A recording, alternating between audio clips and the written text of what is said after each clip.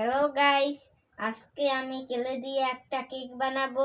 আপনারা যদি কেকটা দেখে ভালো লাগে তাহলে আপনারা চ্যানেলটি একটু সাবস্ক্রাইব করে দিবেন এবং লাইক দিয়ে দিবেন, আর পাশে থাকা বেল আইকনটি প্রেস করে দিবেন।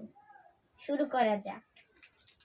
আমি নিয়েছি কেলে, আর এই কেলে দিয়েই আমি বানাবো কেক। আমি একটু এটাকে একটু করে নিচ্ছি।